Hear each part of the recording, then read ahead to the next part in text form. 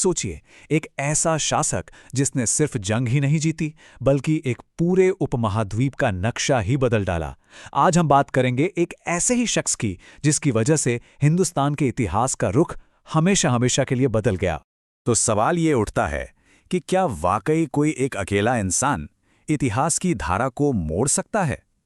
आज हम इसी सवाल का जवाब तलाशेंगे, एक ऐसे इंसान की कहानी के जरिए जिसके फैसलों का असर सच कहूं तो आज भी महसूस होता है। और वो शख्स था शिहाबुद्दीन मोहम्मद गौरी, एक ऐसा नाम जिसने नॉर्थ इंडिया की पॉलिटिक्स को कुछ इस तरह से बदला कि उसकी गूंज सदियों तक सुनाई देती रही। अब देखिए, गौरी को सिर्फ एक और हमलावर समझ लेना एक बहुत बड़ी भूल होगी। नहीं, उसकी सोच, उसका एम्बिशन उसे अपने दौर के बाकी सभी राजाओं से एकदम अलग खड़ा करता था। तो चलिए समझते हैं कि आखिर ऐसा क्या खास था उसमें। तो ये कहानी शुरू होती है आज के अफगानिस्तान के एक छोटे से पहाड़ी इलाके गोर से। यही का था शिहाबुद्दीन मोहम्मद गौरी। शुरू में तो वो अपने भाई के अंडर एक सेनापति ही था, लेकिन उसकी आंखों में एक बहुत बड़ा सपना पल रहा था। सपना था एक एम्पायर खड़ा करने का। और यहीं पर मोहम्मद गौरी और उससे पहले आए महमूद गजनवी के बीच का जो सबसे बड़ा फर्क है वो साफ हो जाता है। देखिए, गजनवी का मकसद सीधा था, भारत आओ, लूटो और वापस चले जाओ। उसकी नज़र यहाँ के मंदिरों और खजानों पर थी। लेकिन गौरी की नज़र यहाँ की ज़मीन पर थी। वो यहाँ एक परमानेंट राज कायम करना चाहता था। और यकीन मानिए, सोच का बस यही छोटा सा फर्क आगे चलकर इतिहास बदलने वाला था। लेकिन जैसा कि हम सब जानते हैं, सपने देखना एक बात है और उन्हें हकीकत में बदलना बिल्कुल दूसरी। गौरी का सफ़र भी फूलों की सेज नहीं था। उसे हार का मुंह देखना पड़ा, लेकिन उसकी जो सबसे बड़ी ताकत थी ना, वो थी अपनी गलतियों से सीखने की काबिलियत। जैसे 1175 में जब उसने मुल्तान पर आसानी से कब्जा कर लिया तो शायद वो थोड़ा ओवर कॉन्फिडेंट हो गया था। लेकिन फिर ठीक 3 साल बाद 1178 में गुजरात में उसे जो जबरदस्त हार मिली, उसने उसे एक बहुत कड़वा सबक सिखाया। उसे समझ आ गया कि हिंदुस्तान को जीतने के लिए सिर्फ ताकत ही काफी नहीं है, एक स्मार्ट स्ट्रैटेजी भी चाहिए होगी। और उसकी इसी नई रणनीति का असली टेस्ट होना था इतिहास के उस मशहूर जंग के मैदान में जिसका नाम आज भी गूंजता है, तराइन। तो हुआ ये कि 1191 में तराइन की पहली जंग में पृथ्वीराज चौहान की सेना ने गौरी को बुरी तरह से हरा दिया। गौरी खुद भी जख्मी हुआ और उसे मैदान छोड़ के भागना पड़ा। लेकिन ठीक 1 साल बाद सेम मैदान, सेम दुश्मन और नतीजा एकदम उल्टा। अब सवाल यह है कि भाई 1 साल में ऐसा क्या बदल गया? इसका जवाब सिर्फ एक शब्द में है, तैयारी। गौरी ने पूरा 1 साल अपनी सेना को नए सिरे से खड़ा करने में लगाया। उसने राजपूतों की पारंपरिक युद्ध शैली की कमजोरियों को बहुत बारीकी से समझा कि वो भारी भरकम हाथियों और पैदल सैनिकों पर बहुत ज्यादा निर्भर थे। इसके जवाब में उसने फुर्तीले घुड़सवार तीरंदाजों की एक मोबाइल आर्मी तैयार की जो दूर से ही हमला करके दुश्मन को थका सकती थी।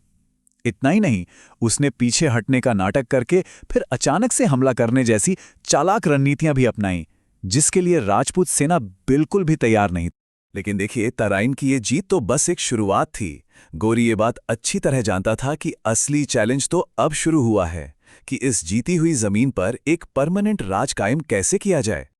और यहीं पर गौरी की दूर की सोच, उसकी विजन सामने आती है। वो सिर्फ एक कॉन्करर नहीं था, बल्कि एक काबिल एडमिनिस्ट्रेटर भी था। उसने एक बहुत ही यूनिक मॉडल अपनाया। उसने क्या किया कि जीते हुए इलाकों का शासन अपने सबसे वफादार मामलुक यानी कि गुलाम सेनापतियों को सौंप दिया। अब इसे आज की गुलामी जैसा मत समझिएगा, ये एक तरह की मिलिट्री व्यवस्था थी जिसमें काबिलियत और वफादारी के दम पर एक गुलाम कमांडर से लेकर गवर्नर तक बन सकता था। और इन सेनापतियों में जो सबसे बड़ा सितारा था वो था कुतुबुद्दीन ऐबक, गौरी का सबसे भरोसेमंद कमांडर। उसे ही भारत में जीते गए इलाकों का गवर्नर बनाया गया था। और इसी ऐबक ने दिल्ली को अपना सेंटर बनाया और गौरी के एम्पायर के सपने को जमीन पर हकीकत में बदला। लेकिन जैसा हर बड़ी कहानी में होता है, गौरी की कहानी भी उसकी मौत के साथ एक नया मोड़ लेती है। और उसकी विरासत, उसकी लेगेसी एक ऐसा टॉपिक है जिस पर इतिहासकार आज भी बहस करते हैं। तो हुआ यूं कि 1206 में गौरी की अचानक हत्या कर दी गई। अब उसका कोई बेटा तो था नहीं जो गद्दी संभालता। किसी भी कमजोर राजा के लिए ये साम्राज्य के खत्म होने की घंटी होती। पर गौरी ने जो सिस्टम बनाया था वो इतना मजबूत था कि उसके जाने के बाद भी खड़ा रहा। उसके सबसे भरोसेमंद सेनापति कुतुबुद्दीन ऐबक ने बागडोर संभाली और दिल्ली में गुलाम वंश की नींव रखी।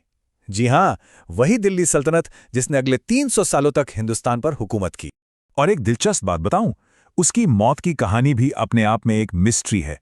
कुछ हिस्टोरियंस मानते हैं कि सिंधु नदी के पास खोखर जनजातियों ने उसकी हत्या की थी, तो कुछ दूसरे सोर्सेस किसी और की तरफ इशारा करते हैं।